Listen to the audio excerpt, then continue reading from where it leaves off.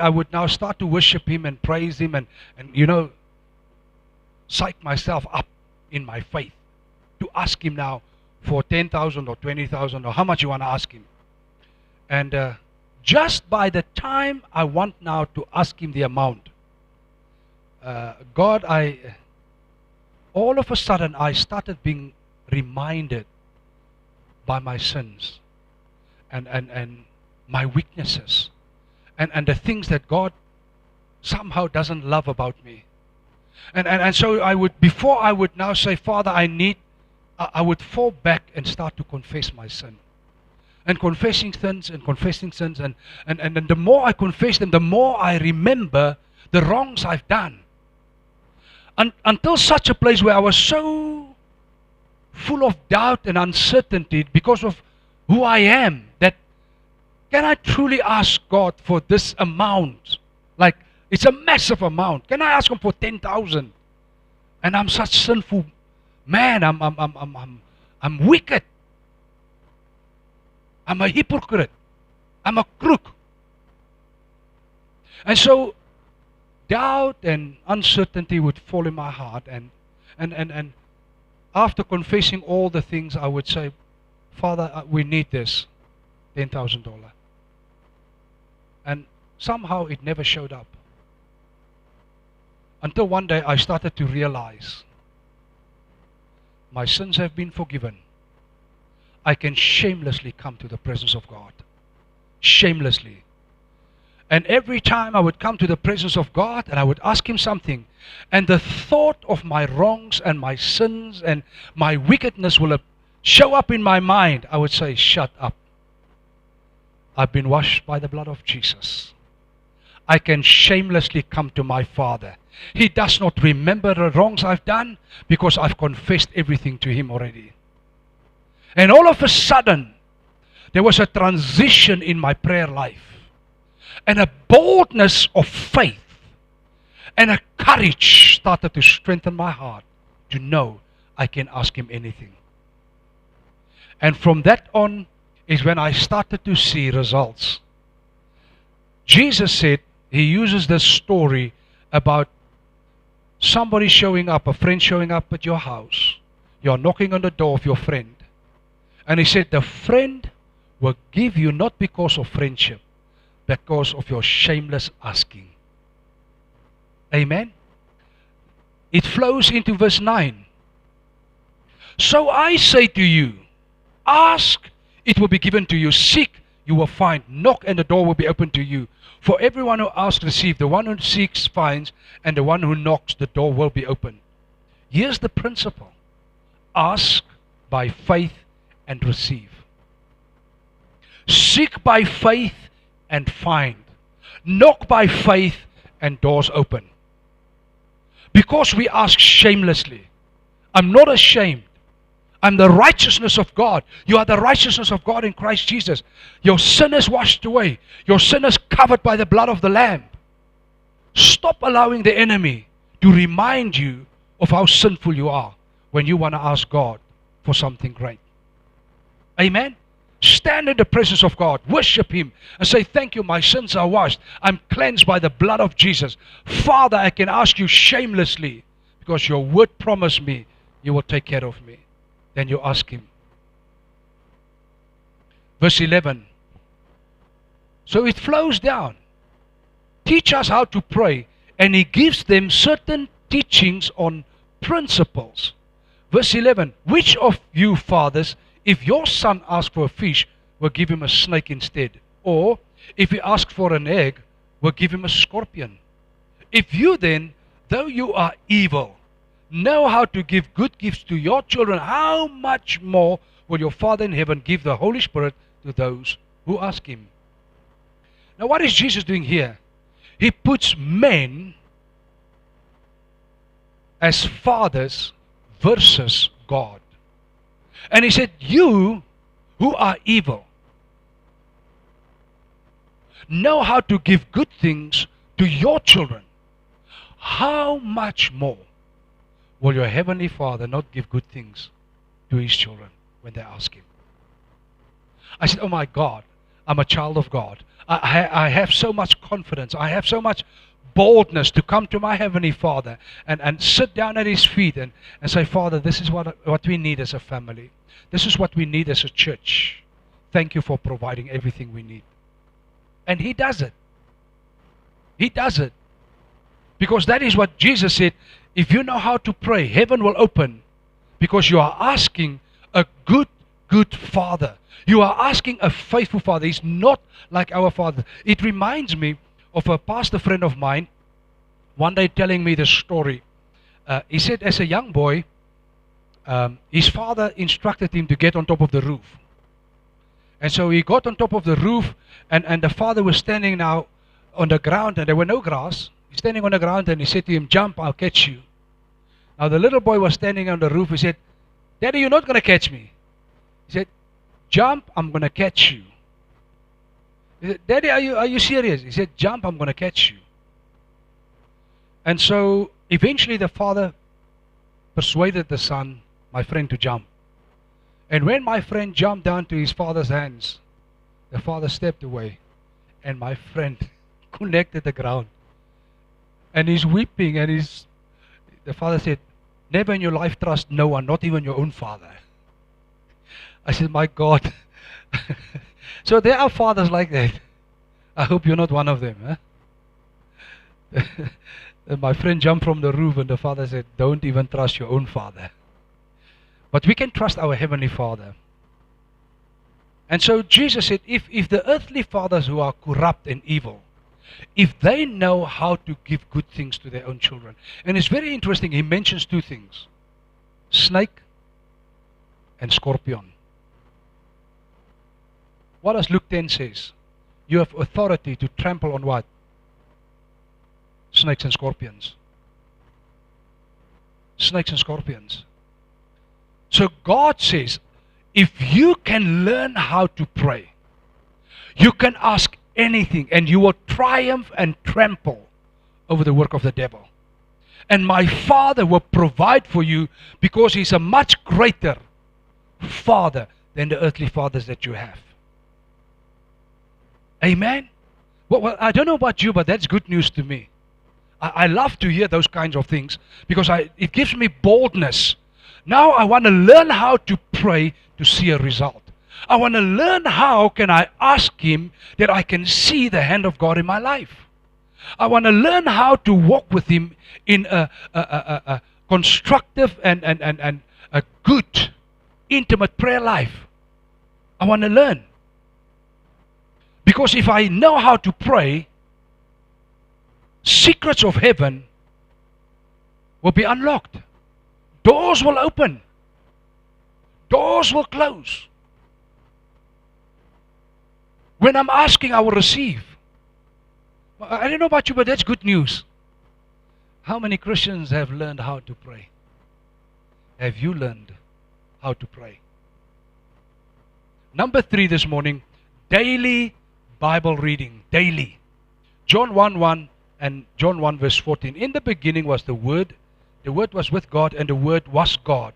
14. And the Word became flesh and dwelt among us, and we beheld His glory, the glory as of the only begotten of the Father, full of grace and truth. Now, why do we need to have a daily Bible study time? It's because Jesus is the Word. And Jesus is full of grace and truth. The things that I believe is more important than many other things in your life is grace and truth. Because grace is so precious. It opens up things for us and it closes things for us. But truth sets us free to live the life we're supposed to be living. And these are found in the Word. And Jesus is the Word. So the more Bible study we are doing, the more we read the Bible, the more we meditate on the Word of God, the more Jesus, the Christ, is being revealed to our hearts and our understanding, and we are being transformed into the image of Christ. Remember what He says in 2 Corinthians 3, chapter 3, where He says, If you behold the glory of Christ, with an unveiled face, you will be transformed into that glory. So, the reason that we are not reflecting the image of Jesus the way we should is because we are not seeing the glory in the Word personally. Personally. It's one thing to see it in the Word corporately like us this morning. There's another dynamic when you find it and the Spirit of God reveals it to you personally when you study the Word of God. There's a different dynamic to it. Sometimes I'm just sitting there and saying, wow, wow, Holy Spirit, wow, Jesus, wow, I've read this verse hundreds of times now. Oh my God, the revelation is so awesome. Something has struck my heart. I have a deeper understanding of this specific verse now. Amen. In Psalms 119 verse 105, your word is a lamp for my feet, a light on my path. Jesus is the way, the truth, and the life. He is the life and light of men. Psalms 138 verse 2, I will worship toward, listen to this, I will worship toward your holy temple and praise your name for your loving kindness and your truth. For you have magnified your word above all your name. Wow. Now can you imagine the power that you and I release when we say Jesus, and we say it by faith? Sometimes when I would be praying for people, I would not know what to pray. And I would just say Jesus, and by faith just say Jesus. Jesus. And He shows up and He does what He has to do. Now imagine, He says, I have put my word above my name. What? If we can by faith in the name of Jesus release so much dynamic and dynamite, dunamis power from heaven, by mentioning that name by faith, what is going to happen if we mention the Word of God by faith? Can someone hear me? If there's so much power in the name of Jesus, and He Himself said, now listen, I've put my word above my name. Why are we not speaking the Word of God more often? The enemy is withholding you from the truth about speaking the Word of God over your situation, over your children, over your business, over your finances, over your body, over your marriage, over everything that crosses your path. There's a reason the enemy is withholding you from doing it. If the name of Jesus can release so much power, how much more power can be released by speaking the Word of God into a situation? Hallelujah. Can someone hear what I'm saying? Jesus said, I put my word above my name. Let us dare, as believers, as disciples of Jesus, to speak the Word of God over situations. To speak the Word of God over your children. To speak the Word of God over your spouse. To speak the Word of God over your business and your handiwork and your career and your finances. To speak the Word of God over your body. Amen? That is why we need to learn how to pray. Because in this house we are teaching you how to pray and speak the Word of God. Because I believe that is what prayer is. Prayer is not a shopping list. Prayer is coming to agreement with your faith on what the Most High God have already established in His Word. And when we come in agreement with that, and we speak that same word by faith, we see the results that the Word has promised to see. Amen? His Word is the highest authority. Nothing can replace His Word. Nothing has greater power or impact than His Word. If you believe His name, you must believe when He says, my word is above my name, that you will also see greater results if you speak that word in and by His name. Amen? So we are not speaking the word of God by my name or someone. We speak it by the name of Jesus, in the name of Jesus. So we are putting the two most extreme components of power in heaven. We are putting them together. The word of God and the name of Jesus. We put them together and we use that as a cannon, as a firepower when we speak it by faith. That's when you see results. That's when the demons start to tremble. That's when they say, hey, let's not go near that people. That church is troublesome. If we provoke them, they are going to, let's leave those people. Amen? Because we are getting there now. Number 4, draw near to God.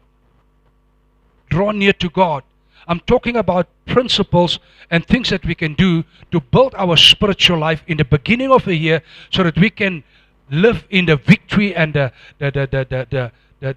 strength and the power throughout this whole year. Draw near to God. James 4 verse 8 and 10. Draw near to God and He will draw near to you. Cleanse your hands, you sinners, and purify your hearts, you double-minded. Verse 10. Humble yourself in the sight of the Lord and He will lift you up. We need to draw near to God deliberately and intentionally. It's something that we need to do. It's something that you need to learn. It's like a new habit. It's not going to come. It's not going to come easy.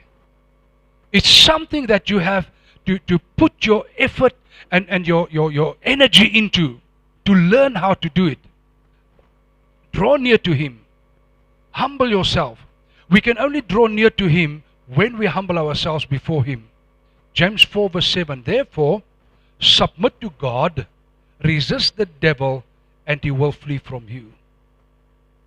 Submitting and obeying God, being a doer of the word of the Lord, is how we resist the devil.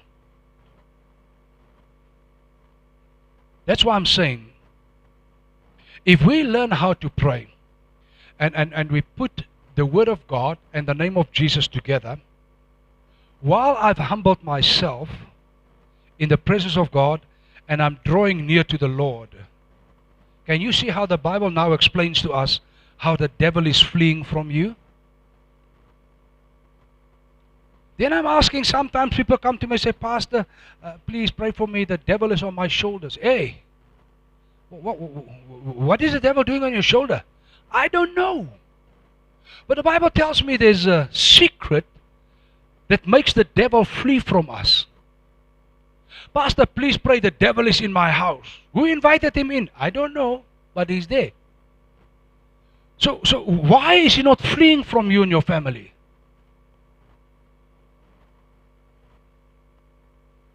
I believe because we never learn how to pray.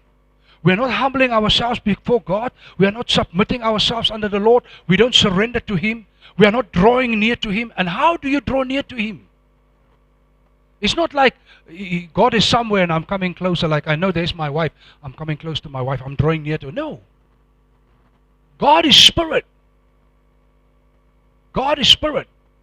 You see, but if you have learned how to pray, oh my Lord. The Bible says certain things about prayer. And I'm not speaking on prayer this morning. But prayer is the unlocking of the presence of God.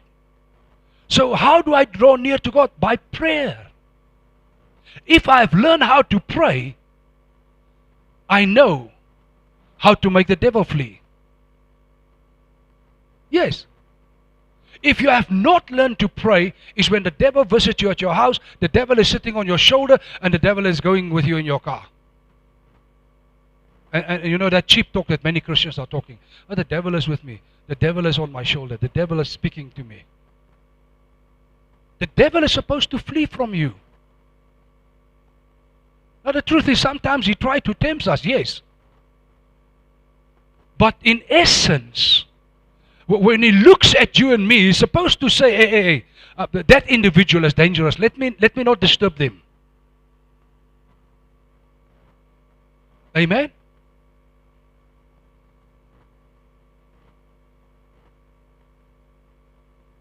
God already gave us the power to resist. We need to put it into practice and resist the devil. Drawing near to God will allow you to experience Him, His presence, and power in precious ways. Wow. Number 5 this morning. Prioritize to keep most important things first. Many Christians don't have a disciplined life. They are working hard. They are very good workers. They are very faithful workers. They do great in the workplace. And people love them. And I'm so grateful. I'm so grateful that you are faithful in the workplace and that you are disciplined and you are hardworking and that you are diligent. But why are we not bringing those characteristics of who we are into our walk with Christ? Many of us are lazy, undisciplined, disloyal, and we serve God on our own terms and conditions. That's true. So when you had now a late night on Saturday night watching your soapies and your movie, Sunday morning you're tired, I think we will skip church today.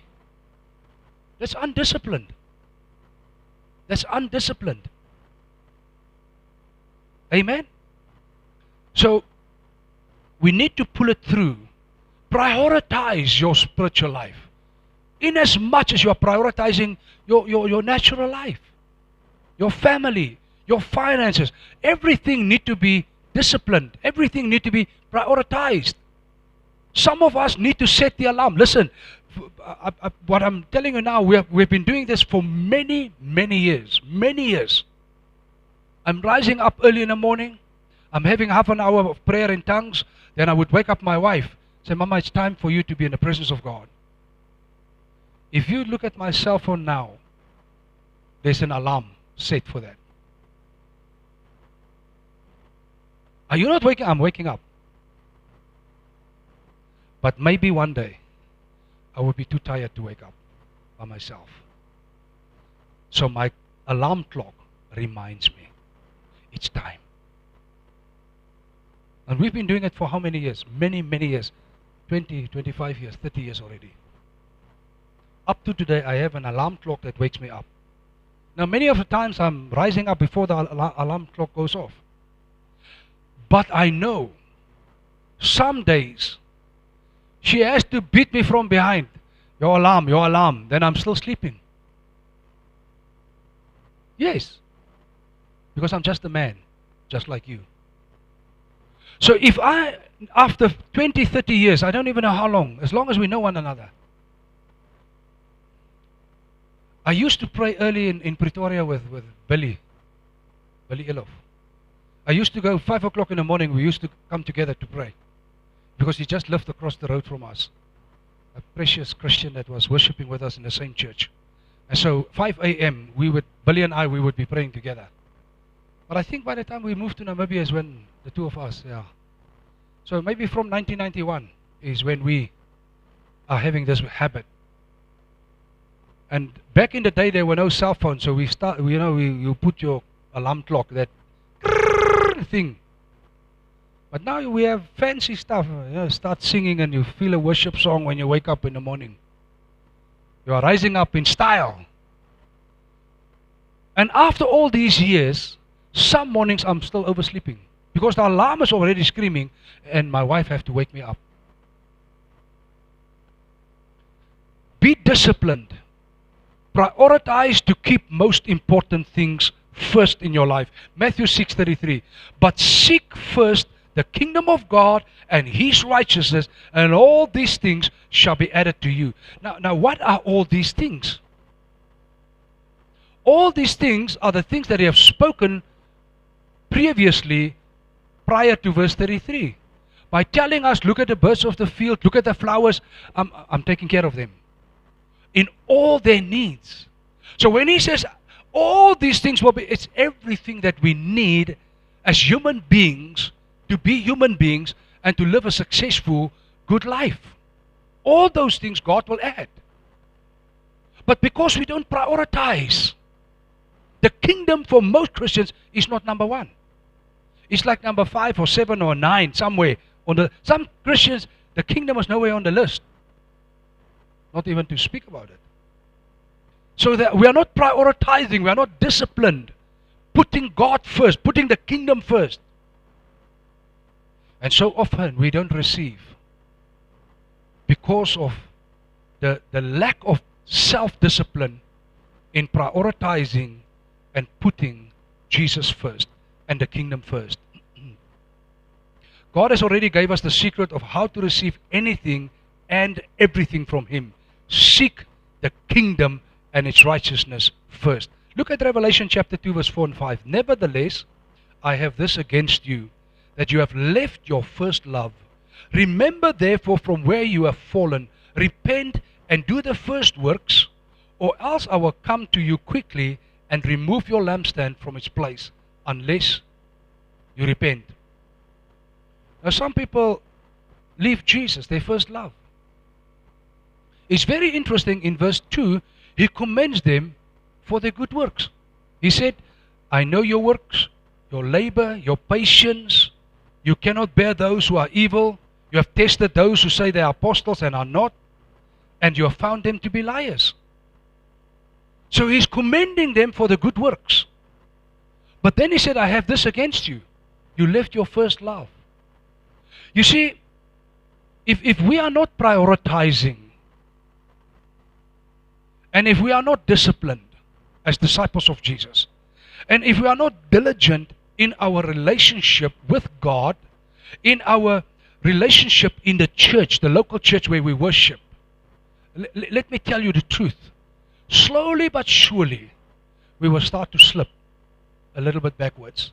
And when we blink our eyes, Jesus and the church have moved on. And you find yourself now on the back seat. And Jesus said, but I know your works. I know you've done all these beautiful things, but I have this against you. Somewhere, somehow you slipped, and I was detached from you. And I left you behind. Now this is not the leaving behind, when people fly away. That's not what I'm talking about. But spiritually, you feel I'm disconnected from the presence of the Lord. I'm disconnected from reality. I'm disconnected from that intimacy, that discernment that I had. It's gone. It's not that you're going to hell. It's just that you are disconnected. And Jesus said, listen, I have this against you. You left the first things because you have not prioritized it. You left the first things because you're not disciplined. You see, if you and I have a vision, and the vision is written down, Habakkuk 2 says, write the vision down. So if we write our vision down, I can look back weekly, monthly, and see if I'm still on the way of my vision. So if I have a vision, especially this new year, in growing spiritually, you need to go back to the teachings and write everything down and start to prioritize your life around these principles on how are you going to apply them to start to grow spiritually.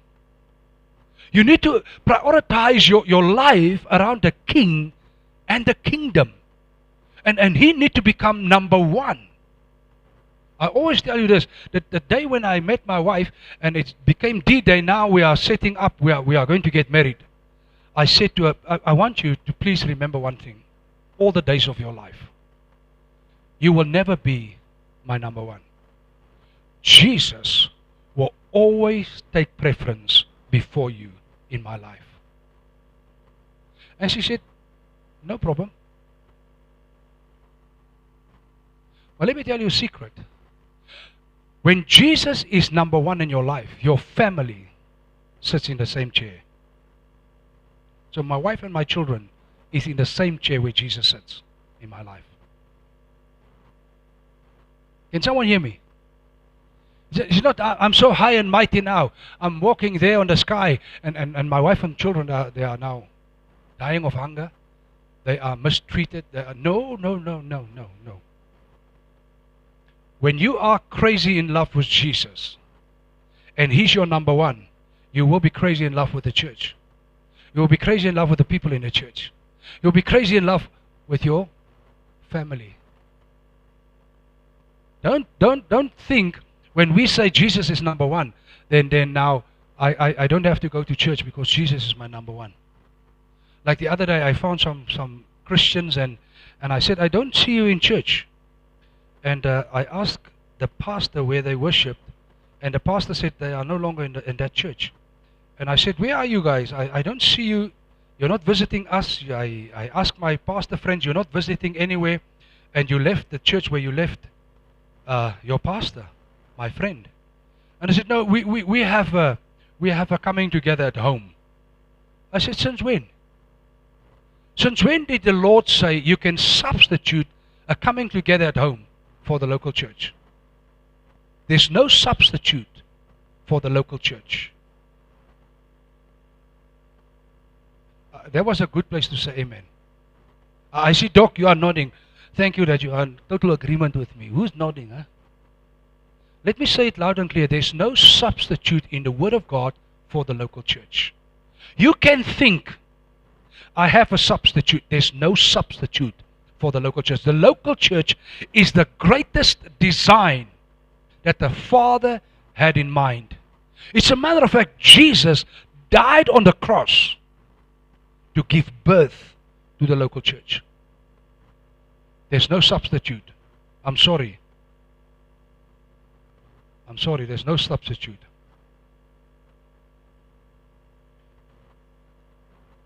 They lacked something very important. They slowly slipped away from having the kingdom and the king as their highest priority. Remember at one time his 70 disciples left him. People will leave. We planted the church in January of 1999. People are coming and going. Heartbreaking as it is, but people come and go. Disciples are being attached, trained, and they leave. They say, hey, where are you going? We just leave. Okay, goodbye. They left Jesus. I told myself many times, you're not greater than Jesus. If they left him, they will leave you. Say, Father, help us. Whatever reasons and excuses we might come up with, never let anyone rob you from keeping the King and His kingdom as your highest priority. Jesus should remain your first love. When I say never let anything rob you, sometimes it's just a little small voice telling you, I don't like when pastors say this. I don't like it when the music sounds like that. I don't like it when they clap like that anymore. I don't like it when I come to church, it seems like people are looking at me. Don't let anything tell you those nonsense. Hello? I'm saying don't let anything rob you of having Jesus and His kingdom as your highest priority. That is where disloyalty and all these backstabbing and things start gossiping, is when I tolerate nonsense to enter my ears. That's why the Bible says never take the word of one person who has found something secret about someone else. Never. So and you will know, if you come and tell me, Pastor, did you hear? I say, come. About who? No, about that one. Say, come. Where are we going? No, we're going to ask that one. I'm not going to listen to you. Let that one tell us. You are bringing the story. No, but Pastor, I heard it from who? Call that one also to come. Let's go. Have you consulted with that individual? But you are giving your ears to listen to stories. I'm not tolerating that nonsense in this church. Hello? Yes. Amen? This is not a gossip place. This is, and some Christians, they disguise gossip. Pastor, I just want to share with, you want to gossip about someone? No, I just want to share. Did you ask the person before you share with me? No, I have not really. I think go share with that one first, the individual that's in your story. And if that individual is happy that you share it with me, then the both of you can come and share it with me. Don't let people share stuff with you. I'm just sharing because we need to.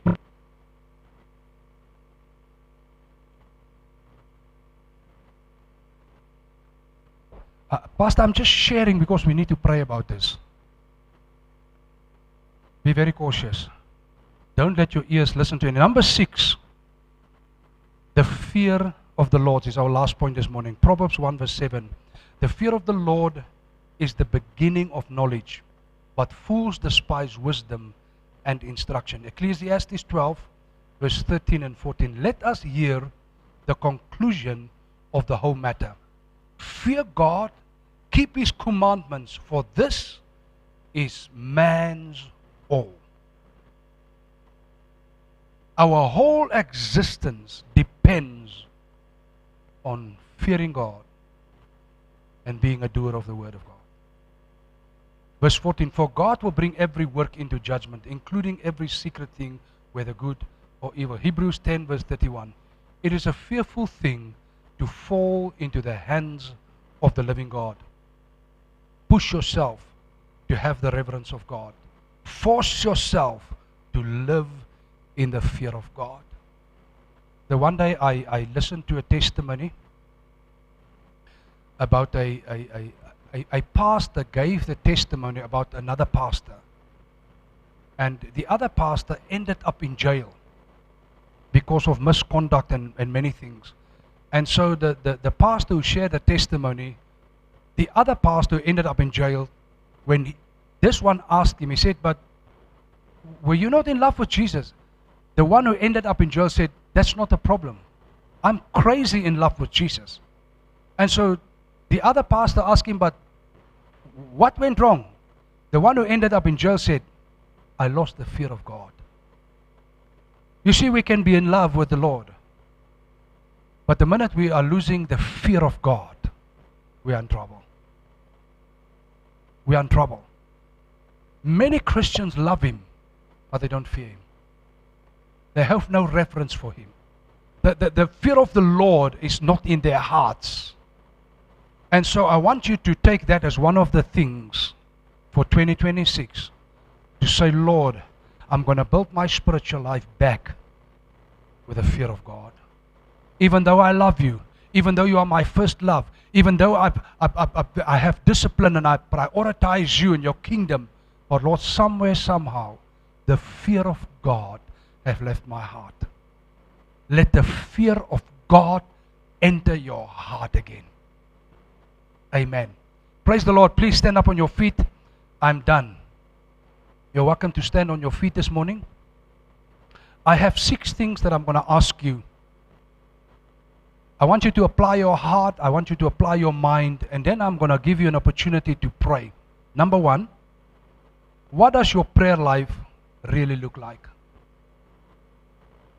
You know if you are showing up at prayer meetings. You know if you're not showing up. You know if you have been taught how to pray. You know if your prayers only reach somewhere here. Or when you pray, there's an open heaven. There's a portal from heaven. And God breaks through to you. You know that. So what does your prayer life really look like? Number 2, do you really have a Bible study time daily? Daily. Number 3, what place does God's Word have in your life? Number 4, are you constantly drawing nearer to God? Are you constantly drawing nearer to God? Number 5, is the King and His kingdom your highest priority? And number 6, are you still fearing God? Number 1, what does your prayer life really look like? Do you really have a Bible study time daily? What place does God's Word have in your life? Number 4, are you constantly drawing nearer to God? Number 5, is the King and His kingdom your highest priority? Number 6, are you still fearing God? I want you to consider these questions, consider the teaching this morning, and I want you just to close your eyes and I want you to speak to the Lord. Whatever you have to do, if you have to repent, repent. If you have to ask forgiveness, ask forgiveness. If you have to make a commitment, I want you to make a commitment this morning to the Lord. So let us pray. Music will be playing. Father, we worship you. We thank you for this awesome word. A word that is just removing the scales from our eyes, Lord. A word that is encouraging us to build a strong spiritual life. Father, over the past few weeks as we have been speaking on all these principles, thank you, Lord, that you are giving us a bag full of things that we can use to apply, to commit to walk more intimately with you, to walk in the fear of God, to have you as our highest priority, the King and the kingdom, to walk with our first love. Lord, I pray that you will help us to recommit, to rededicate, to reorganize, reprioritize, so that we can be disciplined sons of God, daughters of the Most High, that we can be disciplined, diligent disciples of the Lord, in Jesus' mighty name. Help us, Holy Spirit. Help us, Holy Spirit. Father, some of us are not daily in prayers, we are not daily in the Word of God. Some of us have slipped away, but we love you, Lord. But somehow we have slipped from the fear of God.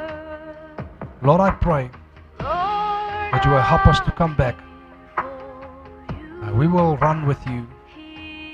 In Jesus' mighty name we pray. Amen. Amen. Praise the Lord. Hallelujah.